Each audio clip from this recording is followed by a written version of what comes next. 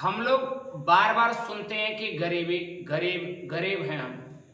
सचमुच में कहती है कि गरीबी एक ऐसी चीजें हैं जो हमें जीने ना मरने देती है। रियलिटी बताया गया कि गरीबी जीने ना मरने देती है। गरीबी हकीकत में है क्या, इस गरीबी के बारे में जानिए।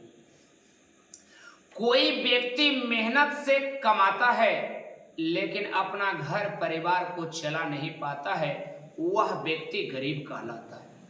कोई व्यक्ति मेहनत से कमाता है लेकिन अपना घर परिवार को चला नहीं पाता है, वह व्यक्ति गरीब कहलाता है। आपको एक उदाहरण से हम समझाना चाहेंगे। जैसे मान लिया गया किन्हीं के पिताजी हैं, अगर आपके पिताजी हैं और किन्हीं के, मान लिया गया हमारा आपका किन्हीं के पिताजी हैं और ये पिताजी हैं तो मतलब क्या आता है इनकी पत्नी भी है। उसके बाद मान लिया गया इनके 4 बच्चे हैं और मान लिया गया फिर 2 मतलब क्या आता है, एक माता है और एक पिताजी हैं। तो कहने का अर्थ एक परिवार में टोटल 8 सदस्य, एक परिवार में टोटल 8 सदस्य है। ये चारों बच्चे छोटे छोटे नन्हे मुन्ने बच्चे हैं। माता पिता बूढ़ी हो गई और एक पिता जो है यही कमाने वाले हैं हम लोगों का, मान लीजिए। और ये पत्नी है जो घरों में काम करती है। मात्र कमाने वाला 8 परिवार में एक पिताजी कमाने वाले हैं और 1 कमाने वाले हैं 8 परिवार में और 7 खाने वाले, और एक पिता वो भी कमा रहे वो भी खाएंगे। मतलब एक परिवार को, पूरे परिवार को एक व्यक्ति चला रहा है और वह व्यक्ति मान लिया गया अपने काम स्वरोजगार अपना नहीं है तो मान लिया गया दूसरे का, किसी कंपनी वाले के आइसक्रीम का ठेला ले जाकर वो बाजारों में बेचते हैं, आइसक्रीम बेचते हैं। किसी बड़े मालिक के यहाँ ठेला ले जाते हैं और बाजारों में ले जाकर बेचते हैं। बाजारों में ले जाकर बेचते हैं। अगर मान लिया गया वो 100 आइसक्रीम बेचेंगे तो उनको 100 रुपया मिलेगा बाबूजी। अगर 200 आइसक्रीम बेचेंगे तो 200 रुपया मिलेगा बाबूजी, मतलब 200 रुपया मिलेगा। मान लिया गया अगर 100 से नीचे आइसक्रीम बेच पाए तो उनको 1 रुपया भी नहीं मिलेगा, 0 बैलेंस हो जाएगा। अब वो 100 रुपया कमाते हैं, आज कमाते हैं तो कल खाते हैं, कल कमाते हैं तो परसों खाते हैं। मान लिया गया आज वह पिता अपना ठेला लेकर गांव में निकलते हैं आइसक्रीम बेचने के लिए। अगर आइसक्रीम बेचने के लिए निकलते हैं, गांव में गली गली हकाते रहते हैं आइसक्रीम लेंगे आइसक्रीम लेंगे। एका बच्चे ने, एका दुक्का बच्चे आइसक्रीम लिया।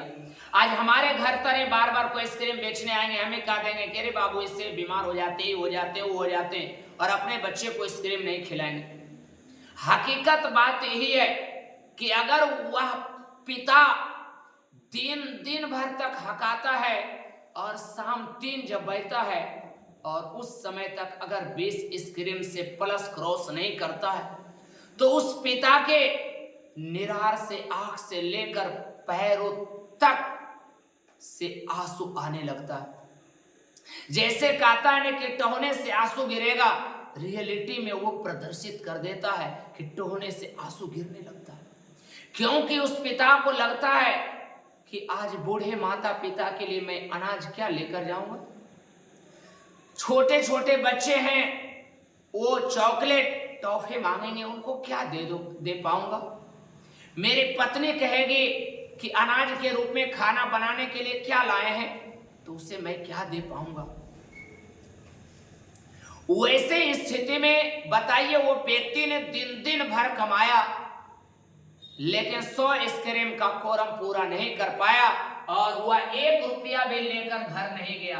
वो तो दिन भर मेहनत किया ना यार, लेकिन अपना घर परिवार को उस दिन चला पाया कि नहीं चला पाया? नहीं चला पाया। काहे कि उसके पास पैसा नहीं हो पाया।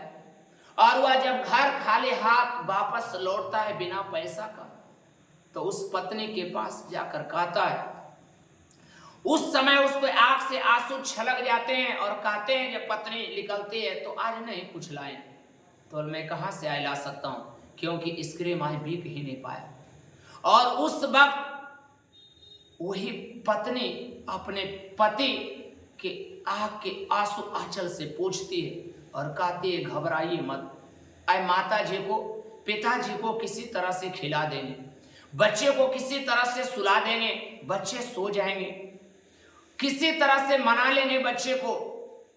अब बताइए, वो मेहनत करने वाला व्यक्ति दिन भर मेहनत किया लेकिन पैसा नहीं कमा पाया, बच्चे को माता पिता के किसी प्रकार से मनाकर सुला दिया। अब बताइए, वो मेहनत करने वाला वो व्यक्ति गरीब कहलाए।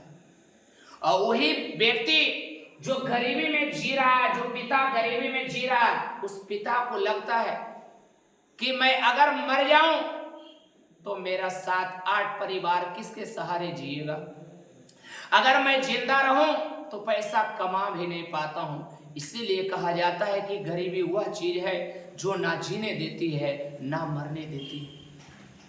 आज वही बच्चा जो आप 4 बच्चा था, वो विद्यालय में पढ़ रहा है, उसका पढ़ाई छूट जाएगा, सब रोड पर आ जाएंगे और इस टाइप से भीख मांगने लगते हैं, इस टाइप से भीख मांगने लगते हैं। ये भारत की गरीबी, इसी को हम गरीबी कहते हैं। प्यारे बच्चों, आप लोगों को मैं बताना चाहता हूं कि गरीबी भारत में अभी इतनी प्रचंड है कि ऊपर से निपा पोता जरूर लगता है, लेकिन रेलवे स्टेशन के पास जाइए, बस स्टॉप के पास जाइए, भीख मांगने वाले छोटे छोटे बच्चे बिलख रहे हैं।